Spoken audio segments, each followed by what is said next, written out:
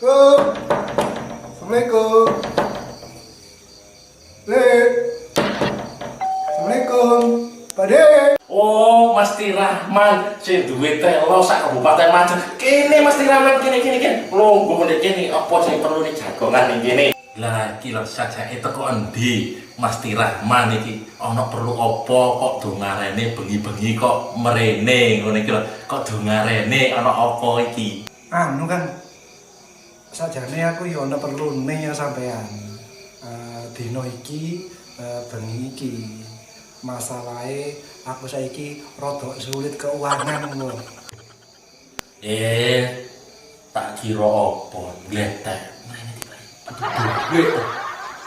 Enggak butuh duit tak kira ini. Saman butuh piro? Lek masalah duit ndek aku. Lah wong iki wong sugih anyaran lho. Mbok sampean butuh 1 juta, 2 juta. Yo, sing penting syarate ngono. Ndah, kan kok ono syarat-syarat persyaratan barang kok koyo dealer cetot ae. Loh, lah saiki sembarang kalir ku butuh persyaratan. Kaya apa maneh duit, Kang. Lah lek duit pasti butuh syarat sampeyan nang Bank Indonesia, Bank BCA, BNI, BNU, BNP, pokoknya BNBN. Iku mesti duwe persyaratan, nek persyaratane ya ora oleh duit silian sampeyan.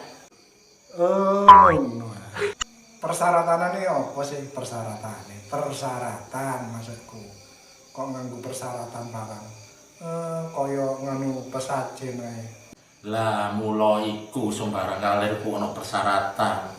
Lho masih sesajen nang ngedeme ta ana syarate. Wong nganggo sandingan barang. Lho pemane nyari duit gede. Oh iya ana persyaratane, jaminan kudu ana kaya ngono. Aku iku nyilih duit iku ndak akeh, ndak juta-jutaan atau 1 juta 2 juta. Mek cuma butuhe mek 350. Sajake mulai mau gopoh duit. Iku apene kate dike apa duit? Kok bingung duit ae. Iki riyaya kan wis mben kan.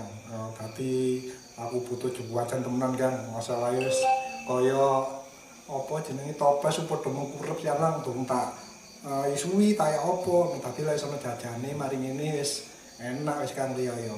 Dadi aku kepengin tuku jajan rengginang, kebutuhan, terus apa iki wis marning kan. Nah, iku sing arepe tak deke di toples. Walah. Perlu duit 350 sih buru mek kate dituku jajan to.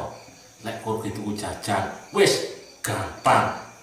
Syukur syarate ojo lali. Duit 350 Mas 350 kudu ana syarate. Syarate opo? Syarate ya iku lek nyilih duit nang aku. Lek nyilih sedina iku mbalike 1%. Lek nyilih rong dina 2%. Lah lek ana persen-persenane ngono sampean ora padha karo nganakno dhuwit kan.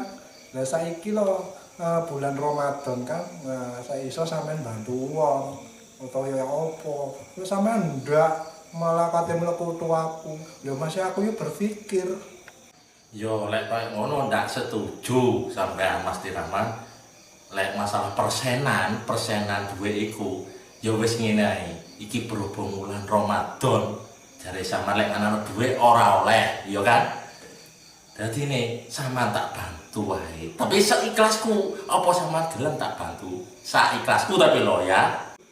Loh, ya gelem no. Aki wis tak enteni saiki aku. Aku ndak balik wis sepeda tak parkir ning ngarep. Nah, masih bengi. Oke, aki cepetan. Ya wis lek ngono sama nunggu di kene entenono tak jupukno sing tak janjekno nang sampean si Buru. Wis menang kene ya, entenono sih. Aku tak jupuk sing tak ketemu.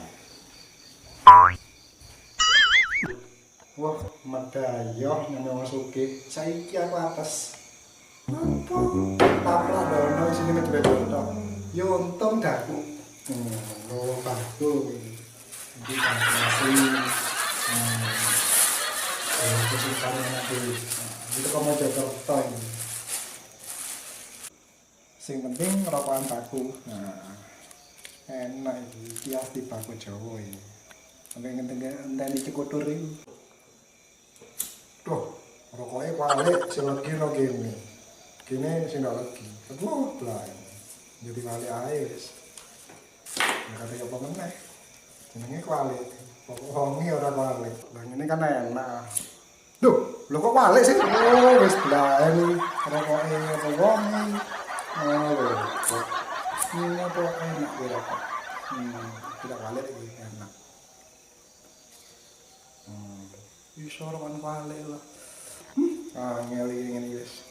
Buahku lek mojo ini wis paling enak.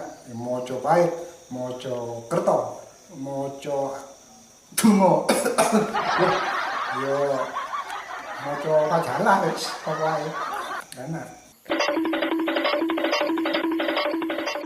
Wah, njupuk duit wanyel temenan. Mayang njupuk duit ndek arone buang.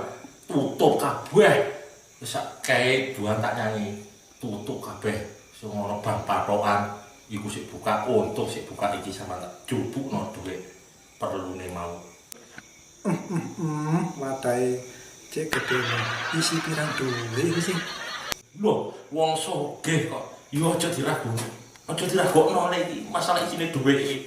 Nah, kepengin ro lho isine duit. Isine wong sugih duwike lho. Lah ngene iki lho lek duit pengusaha. Hitungane lonyu. Lah kan.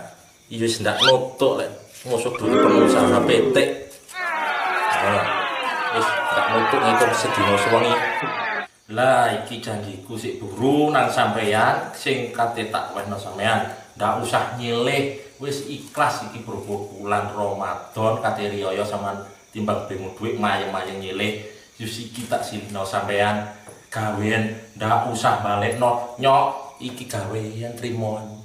Oh alah kok kebacut nasib kon iki apa sih ha?